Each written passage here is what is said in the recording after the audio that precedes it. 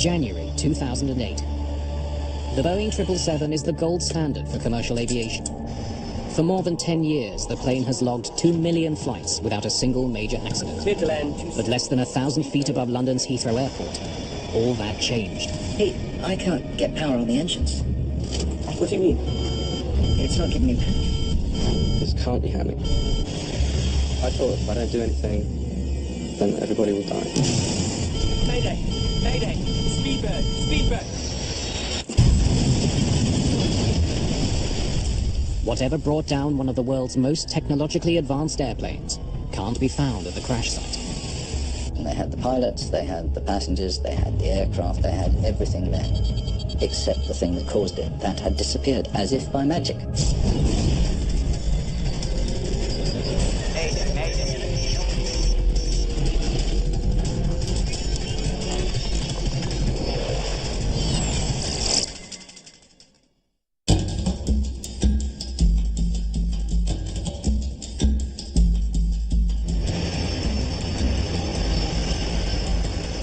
British Airways Flight 38. A 10.5-hour journey from Beijing to London. Captain Peter Burkill has made this trip many times before. I was operating that route a lot. It was one of my favourite flights because it was daylight. You could see the views the whole way along the route. Burkill and First Officer John Coward both have thousands of hours flying the 777 under their belts.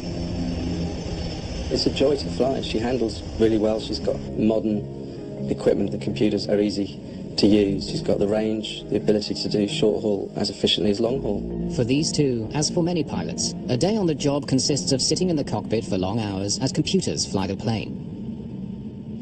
Powered by two massive Rolls-Royce engines, the Boeing 777 is one of the safest planes in the industry. Nick Harris is flying back to London after a business trip to China.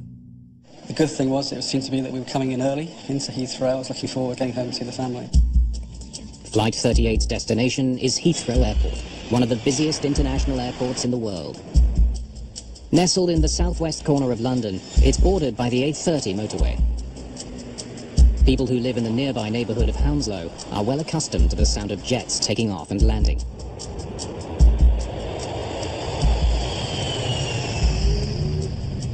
The area's tightly packed houses come into distant view for British Airways Flight 38. The autopilot is in control as the crew lines up with runway 27 left. As it nears the ground, the plane is buffeted by some high winds. Just a little turbulence. It's the first wrinkle in an otherwise smooth journey.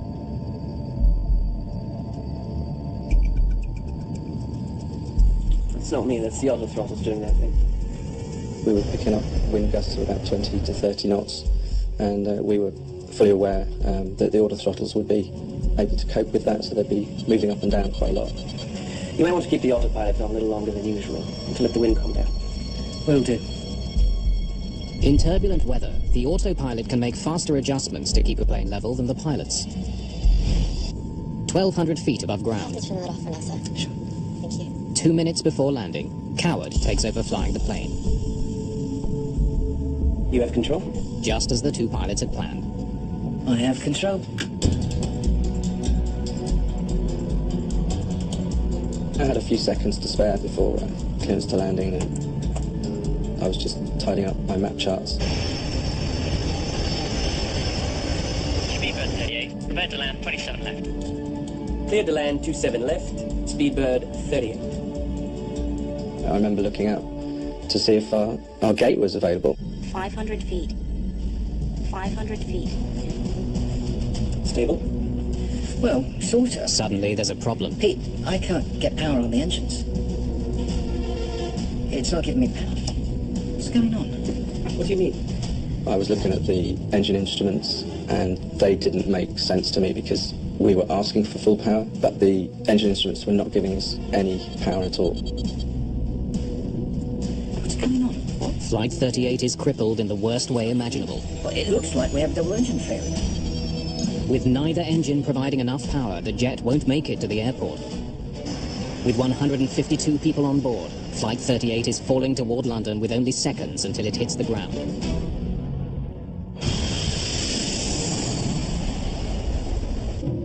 this can't be happening. This is one of the most modern jets in the world. In the cabin, there's no indication that anything's gone wrong. On approach to land, everybody seemed relaxed in the cabin. We're just looking forward to landing. Airspeed low. Airspeed low. Airspeed low. And now I was looking at our impact point. I could see a set of buildings around the Hatton Cross area and a petrol station. I just knew if we were hitting those, then it was certain 100% fatalities. At that point, I felt the weight of my 4 bars on my shoulder. I am the captain. If I don't do anything, then everybody will die.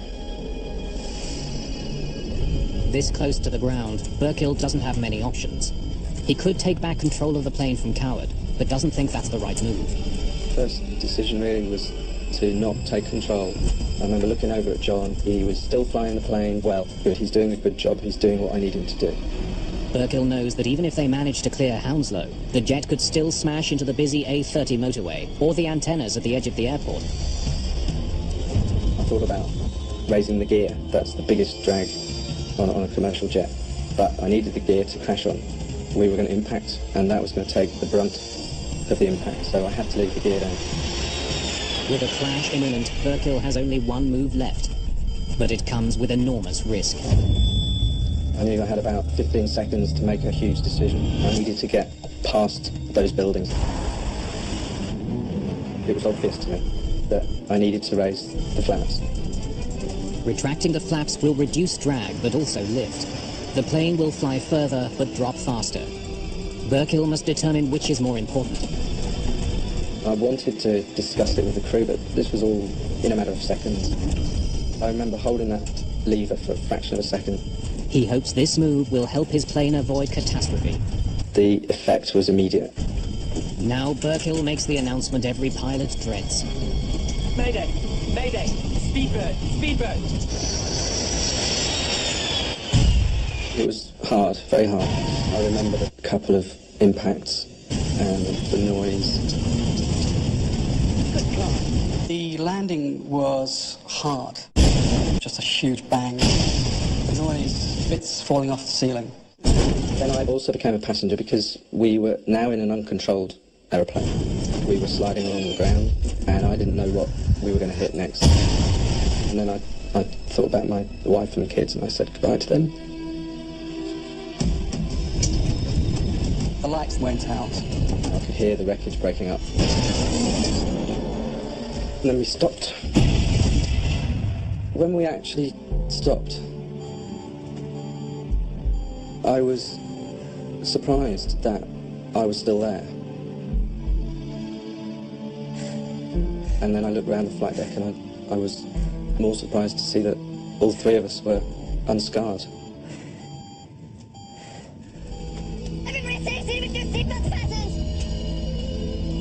And I quickly became the captain again. The crew switches off the fuel, APU fire switch. hydraulic and electrical systems. Control switches. Cut. Checklist complete. I then had to look after my survivors. I thought 20% were dead because this aircraft was broken up. This is an emergency. Evacuate. Evacuate. The air stewardess then took control completely. And as she opened the door, I smelt the fuel We should hurry. and realised that we need to get off this aircraft. The big danger now is fire. Having survived the landing, passengers could be killed if flames sweep through the jet. Jump! Jump! I left all my luggage and just got myself down the slide. Jump! Let's get out of here. I went through the galley and checked the right-hand aisle and I was surprised to see nobody there.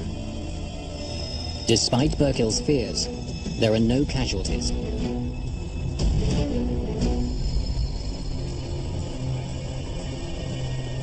Outside in the cool January air, the scale of the disaster is clear. The right wheel had actually been ripped off during the impact. The engines were just sad. They were all ripped apart. The cowlings were ripped off and the engines were half buried. It wasn't an aircraft anymore. I now start to realise that we've been involved in a major accident. I saw the damage to the undercarriage and to the wing. The plane narrowly missed the A30 and the antennas at the foot of the runway. it could have been total devastation. The impact had been on anything other than soft mud and grass. The likelihood of a fire was immense. Given the amount of damage, it's incredible that only 47 people were injured. I felt quite lucky that I was still alive. It was quite a surreal feeling. From China, British Prime Minister Gordon Brown praises Burkill and the crew. I think it's right to pay tribute to the calmness and professionalism of the British Airways staff there. The captain, Peter Burkill, for what he achieved in engineering a landing that protected lives. Investigators have some early hunches about what caused the engines to fail. They also have plenty of clues, but a key piece of evidence is already missing. Heathrow's emergency planning swung into action. The crash of British Airways Flight 38 dominates the news. It's the most serious accident at Heathrow in 30 years. Heathrow Airport is a very busy airport. It is the main airport in the UK, so anything that happens in Heathrow Airport immediately hits the media. More significantly, the 777 is one of the world's most modern and reliable jets. The accident unsettles the airline industry. The 777 is as safe as an aeroplane can be. It had such a superb safety record. What on earth happened? You don't like not knowing whether it might happen to the rest of your fleet. Investigators quickly arrive on the scene. Phil Slight is the lead engineer for Britain's AAIB, the Air Accidents Investigation Branch. When you first approach an accident site like this, the first thought you've got is, where do I start? The flatland is about 1,000 feet short of the runway. The landing gears pushed up through the wings. The nose landing gear collapsed. Just hours after the crash, investigators interview the crew. Captain Peter Burkill has a first-hand account of what happened. I think I wanted to talk about it because I knew of the innocence of the whole crew. This isn't our fault. We didn't do anything wrong. But the engines weren't giving us any more power. Well, it looks like we have double engine failure. We tried to give them more power manually. There's nothing. Burkill explains that something had caused both of the jet's Rolls-Royce engines to roll back at the same time, robbing the aircraft of power. Acceleration on both. When you hear something of a double engine failure, you start looking at what's common. What could cause both engines to fail at the same time? So our first thoughts were that it may have run out of fuel. A fuel shortage is rare, but it has happened before. In 1983, a Boeing 767 ran out of fuel flying over central Canada. A mistake in converting between metric and imperial measurements left the plane with much less fuel than the crew thought. At 26,000 feet, they lost power to both engines. The captain was able to glide the plane to a safe landing at an abandoned airbase. In the case of Flight 38, this theory is immediately questioned. Jet fuel has a certain odour. Anyone who has worked with an aircraft will know the distinctive smell of Jet A1 fuel. There was certainly a lot of fuel leaking from the aircraft, from the ruptures to the bottom of the engines when we arrived on site. A check of the plane's dipsticks confirms 2 of the tanks did in fact have fuel. So we knew that there was plenty of fuel on board this aircraft to complete the flight. There remain several other possible explanations for such a loss of power, and investigators must tackle them all. There is great confidence that the mystery can be solved, as any and every piece of evidence investigators could ever want is readily available. They have access to the pilot, the crew, and most importantly, the entire plane. We were quite fortunate to have the amount of data that we had on this aircraft. Because the aircraft remained intact, we were able to interrogate lots of computers and also get lots of data from the recorders. Additionally, we had data external to the aircraft, such as radar data, and also the radio transmissions as well. Mark Ford retrieved the plane's flight data recorders, which promised to give investigators important clues. He has another resource, the QAR, or Quick Access Recorder. While the black boxes are in the rear of the plane, the QAR is a data recorder in the front, used mainly for diagnostics. It does have an advantage over the flight recorder, though, in that it has a greater memory capacity and can record additional parameters over and above those available on the flight recorder. You can recover the data from a quick access recorder within a matter of minutes in some cases. Speed, altitude, control settings, cockpit conversations. In all, the various recorders have preserved 1,400 different pieces of data, which should help the investigators close the case. But when they study the QAR, what they find is chilling.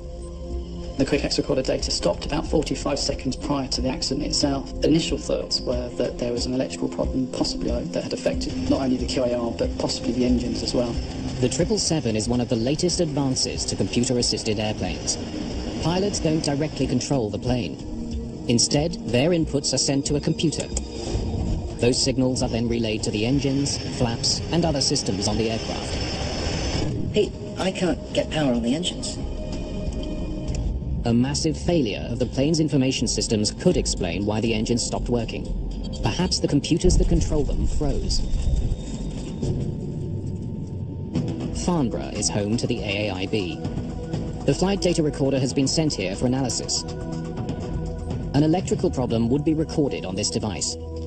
But interpreting the information will take some time. Time investigators don't have. There are hundreds of 777s landing every day. They need to find answers before whatever brought down Flight 38 strikes again. While they wait, authorities turn their attention to the fuel recovered from the ruined plane. A bad batch of fuel could have deprived the aircraft of power just when it needed it most.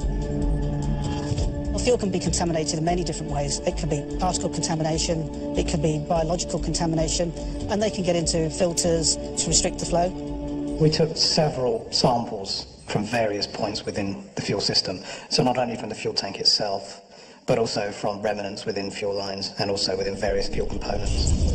We managed to trace the fuel back through the documentation to a shipment of Jet A1, which came from South Korea, and that was shipped across in a tanker to China and was then transported by pipeline to Beijing Airport.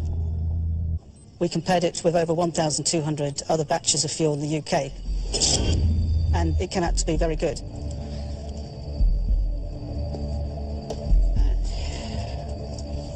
Investigators next consider the possibility of a blockage in the fuel tanks. They discover some bizarre evidence. Several small pieces of tape are recovered, along with something else. When we were in the fuel tanks, we did find a few small articles. One of them was a red scraper. The items were likely left over from when the plane was built 7 years ago. But while they're peculiar, there's no indication that any of them played a role in bringing down the plane. Obviously, it's not ideal to find anything within a fuel tank. We obviously looked to see whether this would have had an effect on the fuel flow to the engines. The items were so small, they would not have caused a restriction. As the search for answers continues, a puzzling find surfaces. Less than 3 years before the Heathrow crash, another 777 suffered a serious mid-air problem. After taking off in Perth, Australia, a Malaysian passenger jet was climbing through 38,000 feet, when suddenly the plane's autopilot pitched the nose up and climbed steeply. Calamity was only averted when the pilot took manual control of the jet. They did manage to get it safely back to base. The investigators established that this was a computer problem. British aviation authorities consider that the electronic brain of one of the world's most reliable jets might be faulty. The Malaysian Airlines aircraft was really quite an unnerving one. The investigators sort of pulled out the files on it and started looking over it to try and get some clues. Did we have a problem with the electronic control system, causing the engines to roll back? If flaws are found with Flight 38's computers, it means 777s around the world could all be disasters in the making. This thought hangs heavily over the industry. When the readout of the plane's flight data recorder is conducted in Farnborough, investigators learn that the crash could have been much worse. There was very little they could actually have done. It looks like we have double engine failure. There was only 30 seconds between when they were fully aware of what was going on. Airspeed low. And the accident was inevitable. Records show that soon after the engines failed, the plane started falling faster than 1,800 feet a minute, a very steep descent. But lack of power was only one factor working against the crew. They had extended their flaps on descent. It helps control the plane at lower speeds by increasing lift, but the extended flaps create drag, which slows the plane down. It takes more power to keep the plane flying with a wider wing. Airspeed low. I needed to raise the flaps.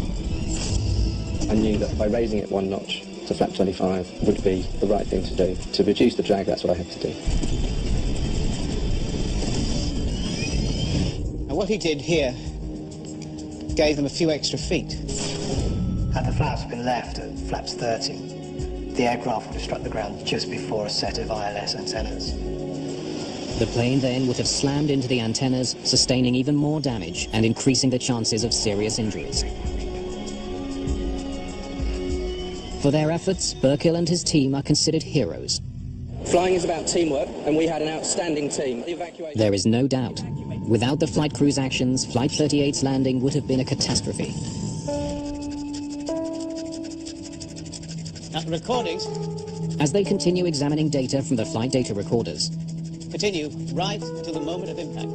investigators are no closer to solving the case. Analysis of the flight recorder didn't identify any particular fault with the aircraft electrical system that would have resulted in both engines rolling back. They are at least able to determine why no data was found on the quick access recorder for the last 45 seconds of the flight. It's not an electrical fault, as they first feared. The 45-second delay in the QAR recording was a result of the fact that the QAR doesn't record in real time. It buffers the data and then will record approximately 45 seconds later. With all the information from the plane's various data recorders now collected, investigators have a precise picture of what happened. The jet was on the proper course as it made its approach to land, when things went horribly wrong. At 720 feet, the right engine rolled back. 7 seconds later, the left engine rolled back. The autothrottle attempted to command greater thrust. It's not me, that's the autothrottle. But the engines didn't respond. I can't get power on the engines. While electrical and computer problems are ruled out as causes of the crash, the flight data recorders do point investigators to the likely source of the problem. The two most significant parameters from the quick access recorder were the fuel metering valves. Both those valves indicated that they had opened to their fully open position. The plane's computers were calling for as much fuel from the tanks as possible. The valves were fully open, but not nearly enough fuel was reaching the engines. A plane with plenty of fuel and a working computer system still crash-landed, and investigators can't determine why. They focus on the weather on the day of the accident. It was a very cold air mass over Siberia, so we were aware of the cold conditions, but the flight was expected to be smooth and also quick. The plane's path took them high over Russia. The outside temperature went as low as minus 74 degrees centigrade. It's a potentially dangerous temperature if not monitored closely. In cold air masses, you have to be very aware of the fuel temperatures. When fuel starts to freeze, it produces wax. As the fuel temperature drops, the wax becomes greater within the fuel itself, until it comes to a point where it can no longer flow. We have a fuel temperature gauge on the flight deck, which is monitored at all times, and I personally look at that every time I do a fuel check, which minimum is once an hour. Basically, you don't want to get it below minus 34 degrees centigrade. While they were cold, the temperatures never dipped into the danger zone where the fuel could wax and clog the system. And the fuel temperature increased significantly as the jet approached London. We were coming through 20,000 feet, and I remember seeing minus 20 degrees centigrade, so it had already started to warm up. Another potential cause of the crash is ruled out. Investigators are now running out of possible explanations. And the expectation from the media, and also from aviation experts, was that we would have the answer within days. But there was no comment today about the ongoing investigation. It very quickly became apparent that that would not be the case. They had the pilots, they had the passengers, they had the aircraft, they had everything there, except the thing that caused it. That had disappeared, as if by magic.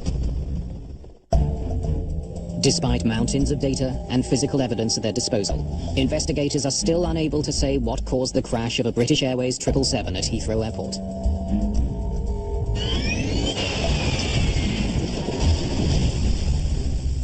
They turn to a failure of the fuel delivery system as a culprit. To prove it was responsible, they need to pinpoint anything out of the ordinary about Flight 38's journey on January the 17th, 2008. It's a daily flight operating from Beijing to Heathrow. We wanted to work out what was unique about this flight. Why this flight in particular? If you've got a very puzzling incident, like the 777 accident at Heathrow, you're going to mine all the data you can. Just put them over there for now.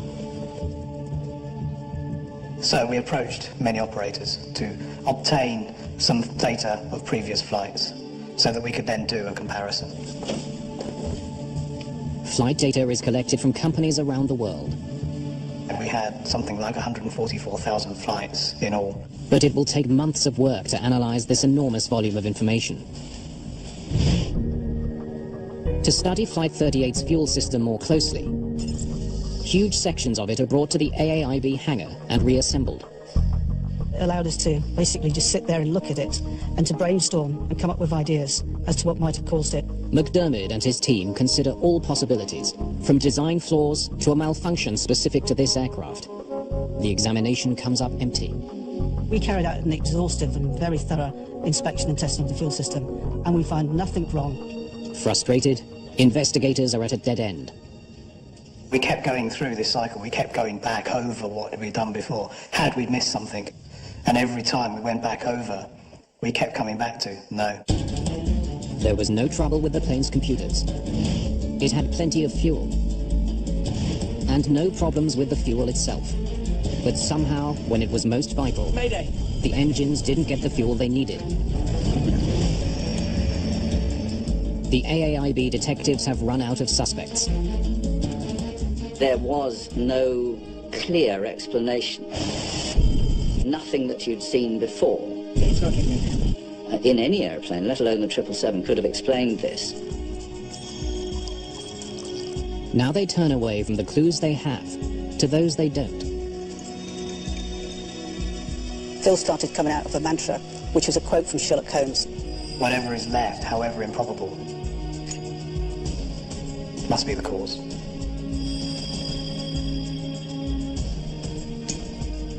Has to be. In this case, we always kept coming back to what's there, what could have been there that's not there now.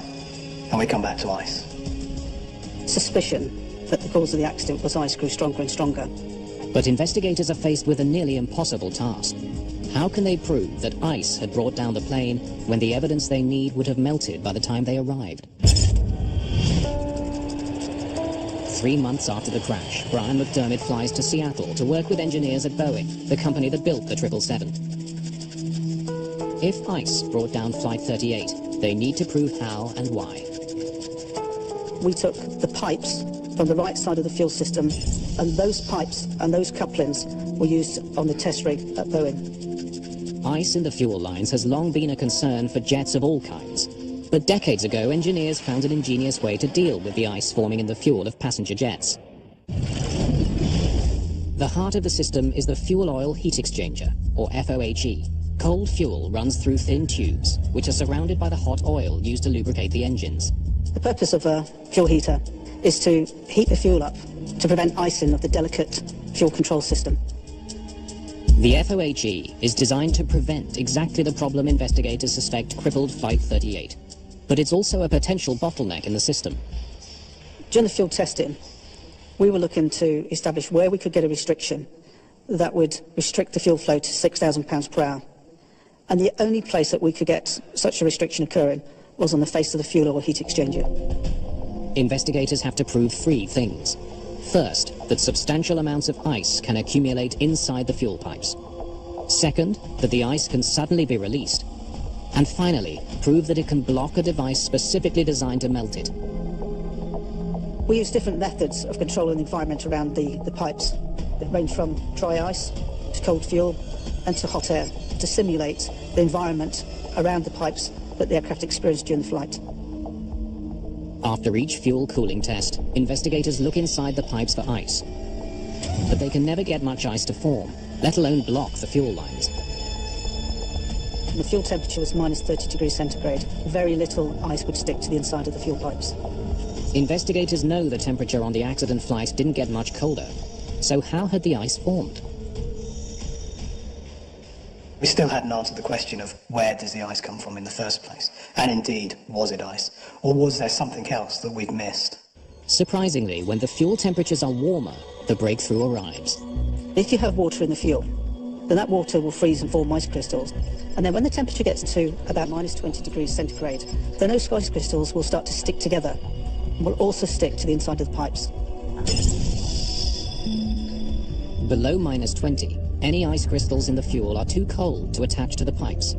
But in the sticky range, between minus 20 and minus 8 centigrade, slushy ice forms and sticks to the sides of the fuel pipes. So when we demonstrated that ice could actually build up and grow onto the walls of the fuel pipes, there was a certain amount of surprise as to how much could actually grow. And now we're getting somewhere. Well, the question for us at this stage was, how could that ice come off the pipes? Investigators think they have the smoking gun. Right. But they still can't prove how a small bit of ice could bring down a $200 million plane. They continue analysing thousands of comparative flights to see what made Flight 38 unique. But after 7 months, they still can't crack the case. From 35,000 Rolls-Royce powered flights, it was less than 1% that had the same features as the accident flight. Then, on November the 26th, 2008, more than 10 months after the crash, the importance of finding an answer is underscored when the elusive culprit strikes again. Another 777 runs into trouble 39,000 feet above the United States, when one of its engines simply stops working. Fortunately, in that case, the engine recovered and the aircraft landed safely at Atlanta. Even though it didn't result in an accident, it reinforces concerns that there's a potentially dangerous flaw on every 777 around the world. The incident captures the attention of the British Airways crash investigators. The Delta Shanghai flight really was investigated with huge interest. The engines were Rolls-Royce engines of the same type. So they immediately went looking for evidence of the same problem. And in fact, they do find important similarities between the Delta airliner and British Airways Flight 38. The aircraft had operated a long sector from Shanghai in China to Atlanta. The fuel temperatures were within the sticky range that we had defined during the research. We were able to see that the reaction of the engine was very similar to that of the 777 at Heathrow. Later examination of the Delta flight shows no evidence of any electronic, mechanical, or fuel system problems, strongly suggesting that the culprit was indeed ice. When we heard about the Delta flight, we were more convinced than ever that we were on the right track. McDermott and the investigators at Boeing in Seattle continue their testing. It's been a year since the accident, and the problem hasn't been found or fixed. They've run hundreds of simulations and spent millions of dollars. They still can't get the ice in the fuel lines to clog the fuel oil heat exchanger and cause the kind of blockage that brought down Flight 38.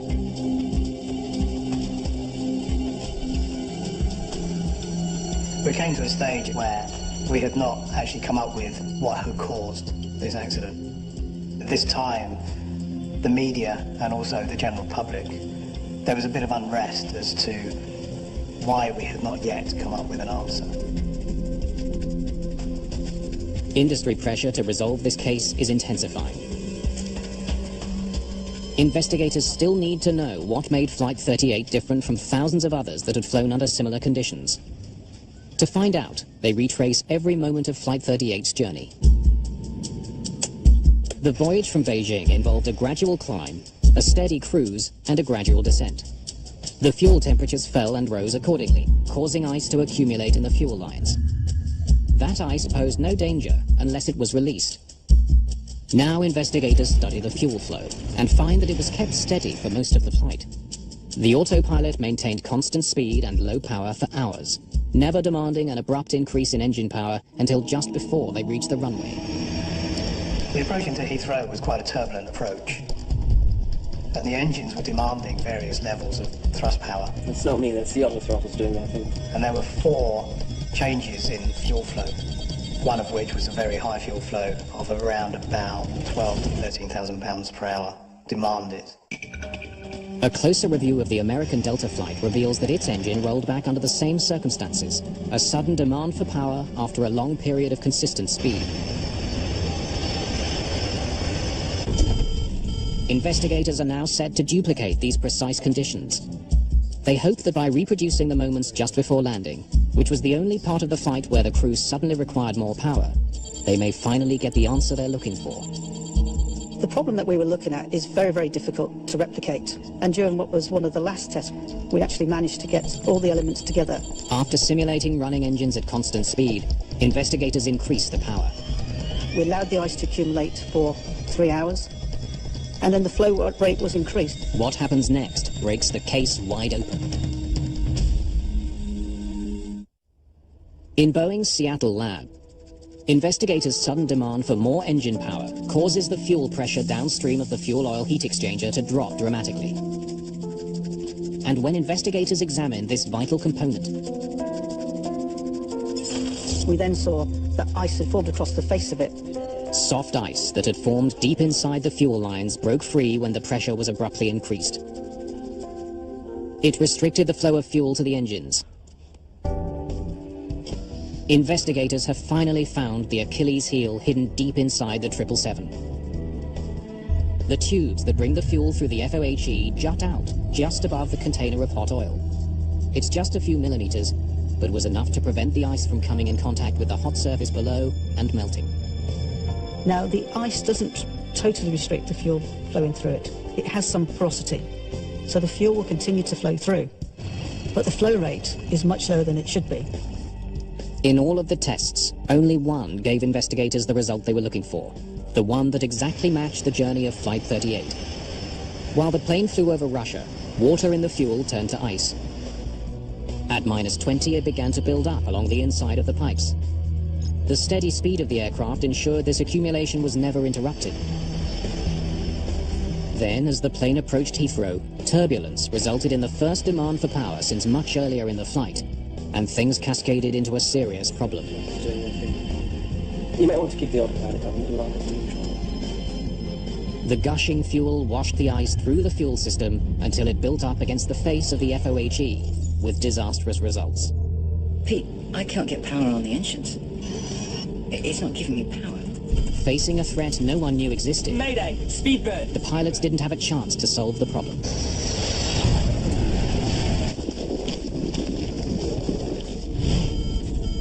But why had the American Delta crew been able to clear the blockage, while the British Airways flight ended in near catastrophe?